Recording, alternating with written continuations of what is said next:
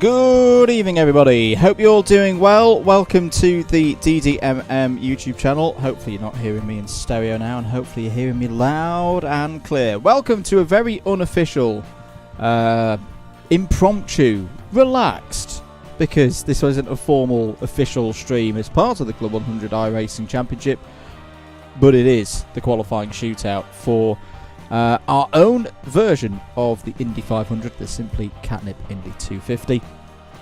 Let's get right into it. Let's cut across. What are we talking about tonight? What are we looking at? We're looking, as I've probably just killed the intro music straight away there. Oh no, I haven't. Right, let's turn that down. And let's turn that up.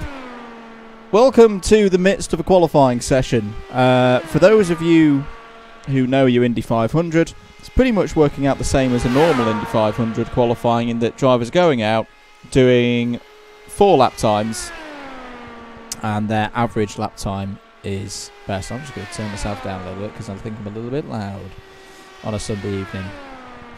Hopefully you can all hear the cars okay. Can you hear me? Because as ever, I've set this up in a very... I think Dave's here. Good evening, Dave. Can you hear me? Hello, I can hear you. Dave, whilst I'm fiddling with settings, explain what's going on to the viewers. What, right now? Yeah, go for it. Right now we have Sam Sanders doing his 3rd run of qualifying. He is up on his previous best, so I'm just keeping count with a spreadsheet at the moment, so please bear with me. 39.325 his last lap, which means he's on course to better his time. Each lap is a 4-lap average, so the lap times put together and then the overall speed worked out. So it is a very competitive 39.326 by Sam Sanders. 326 puts him into the top 6, which is all important because we have a top 6 qualifying at the end of this. But he's... Sorry, go on. No, I was going to say, we do have a top 6 shootout like we do in real life. So once we've got that top 6, which I think is only in about, 8 minutes time, Dave? Yes, roughly 8 minutes. So 8 more minutes for drivers to get out there. They've got a queue. So I say we're trying to do this as close to the real thing as possible. So as long as you're in that top 6, you can then fight for pole. If you're 7th or lower, your position is then locked in for the race, which will be on Wednesday night. We won't have it live because yours truly is required as race controller. And I'm sure you'll understand that like Michael Massey doesn't read his emails during the race when he's race controller, I don't do commentary and streaming whilst I'm being a race controller. So, but we will have a video afterwards as live video. I'm not going to say exactly when it is because it all depends on when I can get Mr. Mitchell's time. He's a little bit busy at the minute. Oh, he doesn't know busy till it starts actually moving about it themselves. He doesn't know what busy is yet. But Dave's busy away with the spreadsheet. We've got no SDK tonight because we're doing things a little bit funky. So there's no point showing you the SDK graphics because it'll tell you the wrong thing. So Dave's on hand with the spreadsheet updating. James Montgomery out at the moment. James trying to consolidate his P5, Dave. Yeah, this is his 4th run of qualifying. The greedy so-and-so has decided to join the queue every time he's got back in the pits. So he's currently around about his same speed. So I can't see this being an improvement unless he pulls something really out of the bag. He did crash on the final corner of his first run.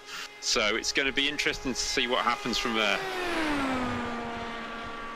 Across the line he goes. And is it an improvement, Dave? Oh dear. Yeah. It was not going to be improvement and he's crashed anyway. Lol. To be honest. So next out is Alex Mitchell. Now Alex is equal on times with Tom Dix for a top 10 starting position at the moment. They are the 2 drivers have both set 228.56 miles an hour. And also, if anyone from Team Redline is looking at this livery, please don't sue Alex Mitchell for using your livery. We've told him to change it for Wednesday. But there we go. Maybe I should just put like a thing in the way so that you can't see it. Yeah.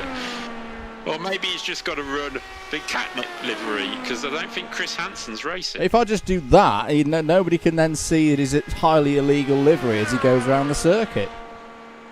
And you also see the highly technical piece of software that I use to make thumbnails. Lol. He is on his third chance here in qualifying. Oh no! Oh no! Get it off the screen. Previously, he is sitting, as I say, 11th overall on 228.56, and to make this fast 6, he has to get another half a mile an hour, so it's a big ask for Alex Mitchell. Highly illegal livery. Oh! This cannot be seen. Censored. Whoa! 39.241. That is very quick. That is in the ballpark. And he's keeping it quite smooth as we go along. I'll leave Mr. to keep this stream running and not copyrighted.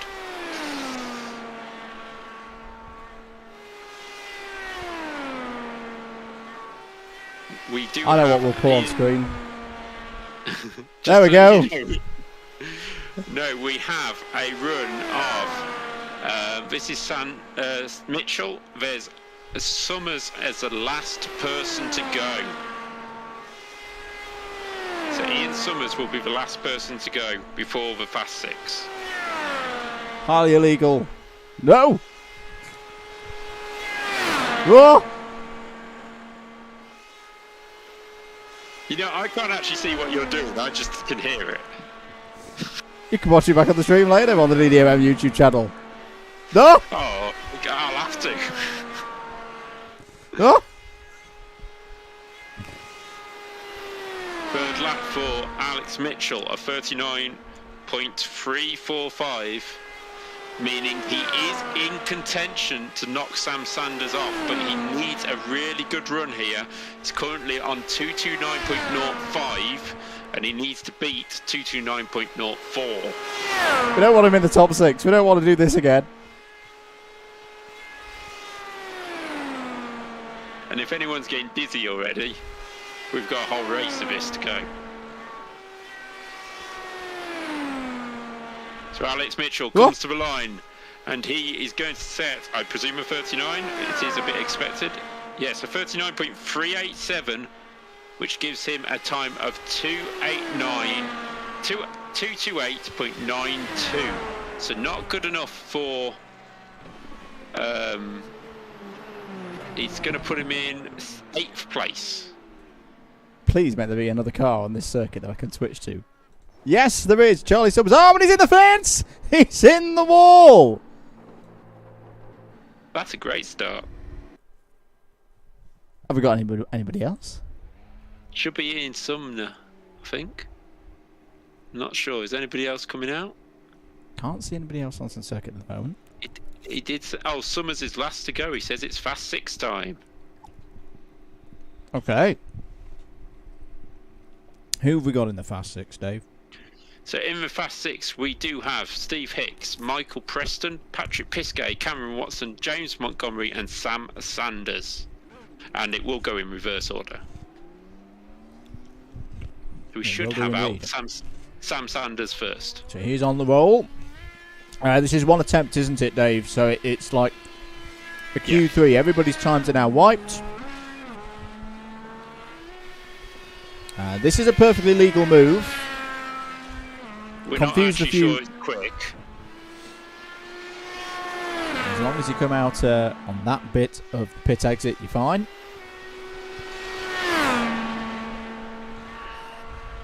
Apologies if there's any stuttering with the Elgato. We're working on that for next time. Dave, you've been doing a little bit of the Indy 500 special event. What's key for one of these qualifying runs to get right?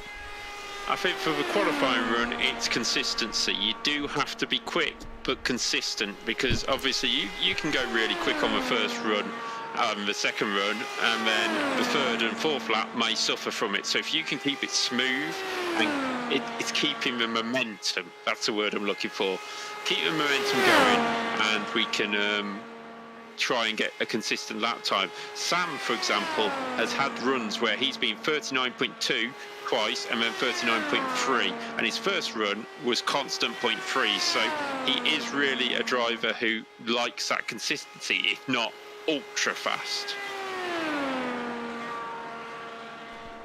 So here we go then for Sam Sanders on his first lap of this, the top 6 shootouts for the Simply Catnip Indy 250. We'll take the commentary seriously now. He has actually saved his best lap so far for now, because that is his fastest lap all night. Never mind his first lap out the box, so he's going really well. He's coming down into turn 4 now. Oh, there's a bit of a slide. I'm not going on the same view as you. I'm actually on board with him. So I am seeing every little slide he has. 0.285 is the next run. 285 then, the lap time there for Sam Sanders. It's a decent one so far as he's on the back straight now. Heading towards turn 3. He's been having a fantastic season so far in the Club 100 and BUKC iRacing Championship. The driver who races for the University of East Anglia in the BUKC in real life. And this there won't be any tractors on there for him to get past, like in Norfolk.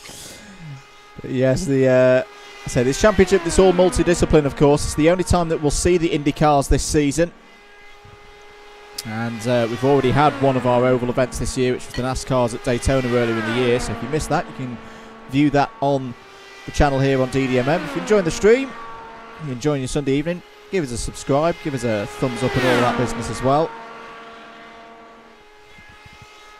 Looks like James Montgomery will be the next car to run. This has been a steady run so far, Dave. Yeah, it is a very steady run, a good run as well. It's an improvement on his qualifying time to get into the Fast 6 at the moment. So comes across the line, it's a 39.411. So lost a bit of time on the last lap, but that leaves him with an average of 228.92. So yeah, a bit of a loss on that final lap there for Sam Sanders. Sorry, I keep eating my tea at the same time. Very unprofessional. Here's James Montgomery running his charity effort as well. We talked a lot about that during the Imola race, where he's shaving his head for charity. Try and get details in the chat and in the description when we can. Another driver who's having a good season here, Dave. Yeah, he certainly knows where he's going now around this circuit, because he's done 4 qualifying runs to get to this stage. I was about to say I would shave my head, but there's not a lot there it wouldn't be much of a charity effort, to be fair. Oh, he could shine it up, you know, extra good for you. And to like let a bowling you know, ball. James's first lap slower than Sam Sanders. The sun has come out at the circuit, so the track will be heating up. So it might just get that little bit slow. We have noticed that over the session. Still to come in this top 6 shootout. Cameron Watson, Patrick Pishgate, Michael Preston and Steve Hicks. Michael Preston and Steve Hicks have been running in the special event holdings for the Indy 500, both in fixed and the open setup versions of that event. Again, this is looking like another tidy run, Dave, from James Montgomery at this stage. Yeah, there's a little wobble in turn 2 just then, but I think it won't have scrubbed off too much speed.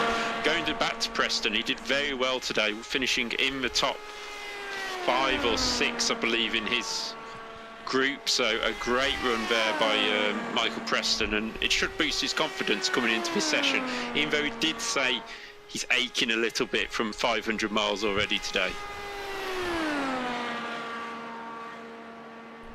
Across the line goes James Montgomery, so that looked like a 39.35 at my end, Dave. Yeah, 39.35, so that is quicker than Sanders' third lap, so they're back on par with each other at the moment. So be interesting to see what happens here with the average as they come across the line. More consistent, shall we say, from Montgomery. But here we go. He comes up to the line. He's got to put in a good lap just to beat the time. It's a 39.385, so that should put him into provisional pole position. No, it doesn't. Sorry, no, it doesn't. That leaves him in second with 228.88. So 0.04 of a mile an hour off Sam Sanders. So looking at the times there, Dave, really the key bit was the second lap from Sanders, where he managed to do a 39.285 on time, 39.332 for Montgomery. Lap 1 they were fairly equal, lap 3 they were fairly equal. Lap 4 Montgomery was quicker himself, but not to an extent where he could overhaul Sam Sanders. Yeah, that was the problem for James, just that second lap. And it can be sometimes that you just push it too hard on first lap, but because they were quite consistent... Oh, big hit! Big crash for Cameron Watson coming off of turn 3, and that will be his top 6 shootout effort done. Well, that is quite a surprise. Cameron Watson has looked very, very quick so far today. That was, I think, he just got a little bit crossed up there, Dave, in the middle of turn 3, and that shows just how quickly this place can bite you. Yeah, I've just had a quick look back. He got down on the curb at turn 3, and you do not get on the curbs here at Indy because you get below the white line and it will just throw you off the track. So that is the end of qualifying, for an impressive qualifying for Cameron Watson, actually. And disappointment for him, but it does leave him still sixth on the grid, which is still a great effort. It is a great effort indeed. They'll rebuild that race car and go again on Wednesday night, when we will be having this race for round 6 of the 2022 Club 100 and BUKC iRacing Championship. Means that Sam Sanders is still on provisional pole position here at Indianapolis. Patrick Pichot out on circuit now. Very impressive, this debutant in the series for 2022. Running the Menards livery, looking absolutely beautiful here in the Indiana sun. I haven't seen what, well, actually, no, he might not have seen what just happened there to Cameron Watson. Patrick Pichot will be looking for a steady start to this run. Remember, Sam Sanders set a 39.203 second lap time in his first tour of the circuit. Let's see what Pichot can do here as he comes round to complete this first lap. And it's a decent one, Dave. 31.213. Yeah, 39.213 rather. Yeah, matches James Montgomery. A little wobble out of one though may just upset his pace a little bit. You heard the engine just slightly dip, and that's not ideal for Pichot, but he's still obviously going to be in the top 5 of the grid because he was quicker than Cameron Watson in the normal qualifying session. So even if he crashed now, I believe he would be ahead of Cameron on the grid. And with the rest of the grid, there's some surprises down there as well, which I'm sure we could talk about later on. Apologies if you've been missing my comms for a little bit. The mute button was on and I'm not quite sure how long it was on for. Apologies. But yes, the Menards car going round now. In fact, no, it will have been on because I wouldn't have been able to hear myself. Oh, I told you it was a casual stream tonight. But Pichot needs a little bit more field, Dave, across laps 3 and 4. But he's within touching distance of Sam Sanders' time. Yeah, he's definitely in there to challenge James Montgomery. If there's a little scrub of speed off 4, so let's see what he does across the line. It's 39.342. That's better. That is the quickest so far. Yep, that is a good pullback by Pichot compared to Sam Sanders. Sam Sanders then dropped a little bit more pace on lap 4. We are generally seeing this with everybody here this evening at Indianapolis. And the lap times do drop away as the tyres start to ache more. Drivers as well trying to balance out the fuel and make sure that they pretty much cross the line with no fuel in the tank left. What is Pichot going to do here? Is this going to be good enough for provisional pole position in the Simply Catnip Indy 250. It's across the line, and it's a 39.344. Yeah, that's an average speed of 229.01. So not as quick as his run in qualifying, but it's enough to put him onto provisional pole position. And it guarantees him at least third as well. Here's Michael Preston heading out on circuit now.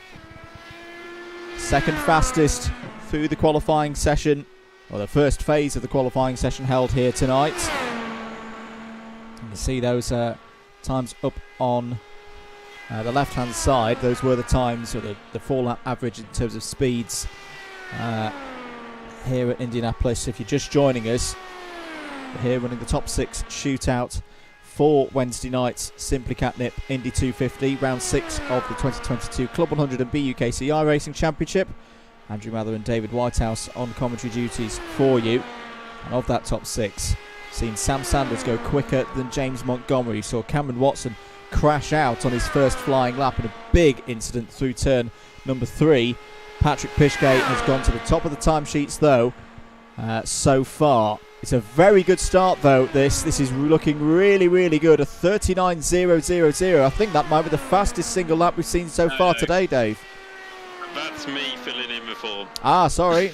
I got ahead of myself. He's only just finishing his first lap now, and it is a 39.149, so it wasn't far off. Very, very quick start for the man from the University of Southampton. Looking smooth through turn number 2 here.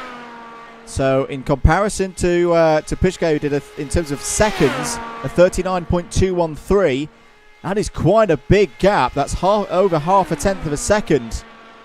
And gets so close to the wall there coming out of turn number 3. Michael Preston is putting it all on the line here. There's a noted absentee from this top 6, of course, which is his championship rival Josh Ladd.